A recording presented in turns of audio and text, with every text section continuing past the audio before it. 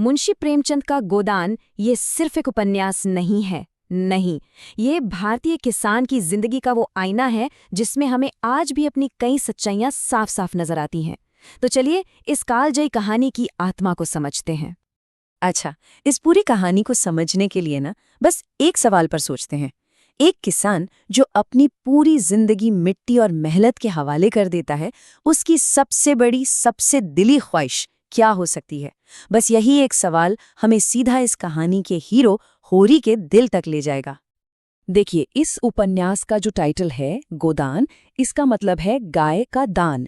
ये एक पवित्र हिंदू रीति है जो किसी की मृत्यु के बाद उसकी आत्मा की शांति के लिए की जाती है। पर विडंबना देखिए, यही एक गाय होरी की जिंदगी का सबसे बड़ा सपना और सबसे बड़ी त्रासदी दोनों बन जाती है।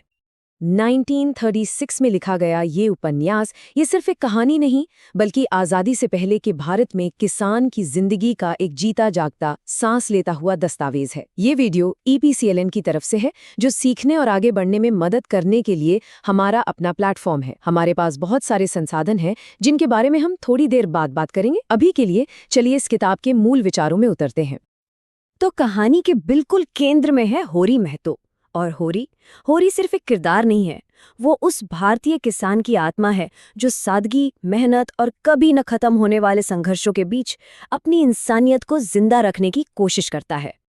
और होरी अकेला भी नहीं है, उसके साथ है उसका परिवार, उसकी पत्नी धनिया जो उसकी अंतरात्मा की आवाज है, बेटा गोबर जो उस सड़े हुए सिस्टम से टकराने वाली नई पीढ़ी है, और 2 बेटियां सोना और रूपा जो उस घर की एक छोटी सी उम्मीद है।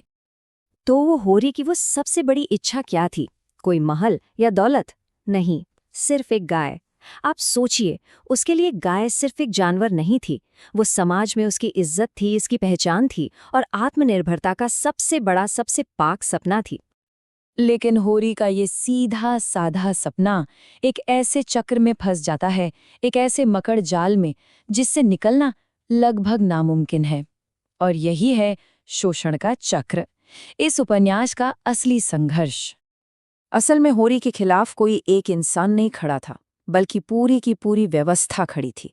और इस व्यवस्था के 4 मजबूत स्तंभ थे: लगान वसूलता जमींदार, ब्याज के जाल में फंसाता महाजन, धर्म के नाम पर ठगता पुजारी और रिश्वतखोर सरकारी अफसर। ये चारों मिलकर एक ऐसा जाल बुनते थे जिससे होरी जैसे किसान का जिंदा निकलना ही मुश्किल था। होरी की ये एक लाइन उसकी पूरी बेबसी को निचोड़ कर रख देती है। वो जानता था कि वो इस सिस्टम के सामने कितना छोटा है और जिंदा रहने का बस एक ही तरीका है, झुककर चलो, सहलाते रहो। और जब आप ऐसे नए तरीकों के बारे में सीख रहे हैं तो याद रखें कि उन्हें लागू करना भी जरूरी है। अगर आप प्रैक्टिकल स्किल्स में और गहराई से उतरना चाहते हैं तो EPSLand.com पर कोर्सेज, वीडियोज और डिटेल्ड ब्लॉग्स जरूर देखें। खैर, अब कहानी के अगले पहलू पर आते हैं। इस शोषण के चक्र के साथ साथ होरी को एक और जाल ने जकड़ रखा था। ये था जाति व्यवस्था का जाल, जो सिर्फ कठोर नहीं बल्कि पूरी तरह से पाखंडी भी था। होरी की पत्नी धनिया समाज के इस दोगलेपन को खूब समझती थी। वो कहती थी कि अमीर की गलती भी उसकी शान बन जाती है, जबकि गरीब की एक छोटी सी भूल भी उसे समाज से बाहर फेंक देती है। मतलब नैतिकता के नियम भी यहाँ हैसियत देखकर ही तय होते थे। और इसका सबसे सटीक उदाहरण उपन्यास में ही मिलता है। जो ब्राह्मण पुजारी है दातादीन, उसका बेटा मातादीन एक दलित महिला सिलिया के साथ रहता है, लेकिन समाज चुप है। क्यों? क्योंकि वो ऊंची जाति का है, शक्तिशाली है। तो असल में होरी की लड़ाई सिर्फ गरीबी या शोषण से नहीं थी, ये लड़ाई थी अपनी मर्यादा को बचाने की, अपनी इंसानियत, अपने आत्मसम्मान को बचाने की, एक ऐसी दुनिया में जो उसे हर पल, हर कदम पर तोड़ने पर तुरी हुई थी। अब जरा देखिए कि कैसे होरी की किस्मत उसे एक भंवर में खींचती चली जाती है। वो बड़ी मुश्किल से एक गाय लाता है तो उसका अपना ही भाई ईर्ष्या में उसे जहर दे देता है। अब भाई को बचाने के लिए होरी कर्ज लेकर पुलिस को रिश्वत देता है। फिर बेटे की एक गलती का जुर्माना भरने के लिए वो और कर्ज में डूब जाता है, और अंत में लगान चुकाने के लिए वो अपनी ही जमीन पर एक मजदूर बनकर रह जाता है। और अब हम इस उपन्यास के सबसे मार्मिक, सबसे दिल को छूने वाले हिस्से और उसकी सबसे गहरी सीख की ओर बढ़ते हैं। और यही इस कहानी की सबसे बड़ी, सबसे चुभने वाली सच्चाई है। होरी ने जिंदगी भर ईमानदारी और मेहनत का धर्म निभाया, लेकिन किस्मत ने उसे इनाम में क्या दिया? कुछ नहीं, सिवाय एक त्रासद अंत के। कर्ज चुकाने के लिए दिन रात खटते खटते होरी का शरीर जवाब दे जाता है और वो अपनी आखिरी सांसें लेने लगता है। उस आखिरी पल में उसकी पत्नी धनिया के पास घर की कुल जमा पूंजी क्या थी, जानते हैं? सिर्फ 20 आने। ये उनकी भयानक गरीबी का सबूत था। और ठीक उसी समय जब होरी दम तोड़ रहा था, पुजारी वहां गोदान कराने पहुंच जाता है। तब धनिया वो 20 आने उठाकर पुजारी के हाथ में रख देती है और कहती है, महाराज, घर में न गाय है, न बचिया, न पैसा। यही पैसे हैं, यही इनका गोदान है। ये एक पत्नी का, एक किसान का उस पूरी बेरहम व्यवस्था के मुंह पर सबसे बड़ा तमाचा था।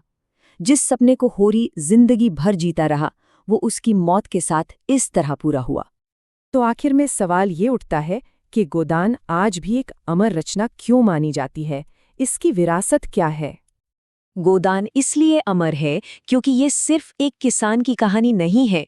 ये उस व्यवस्था पर एक तीखा सवाल है जो आज भी कहीं ना कहीं, किसी ना किसी रूप में जिंदा है। ये मानवीय गरिमा और नैतिकता की लड़ाई की कहानी है, और ऐसी कहानियां कभी पुरानी नहीं होती।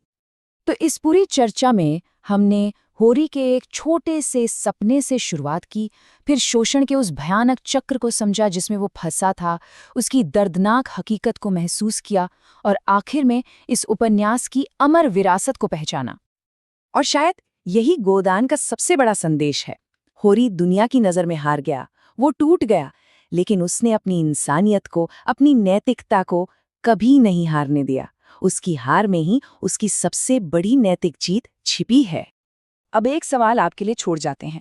1936 से आज तक होरी जैसे किसानों की स्थिति में कितना बदलाव आया है, इस पर क्या राय है? नीचे कमेंट्स में ज़रूर बताइएगा। अगर ये बातें दिल तक पहुंची हों तो कृपया इसे लाइक करें, किसी दोस्त के साथ शेयर करें जिसके लिए ये उपयोगी हो सकती हैं, और सबसे ज़रूरी, चैनल को सब्सक्राइब कर लें ताकि हमारा अगला विश्लेषण आपसे छूट ना जाए।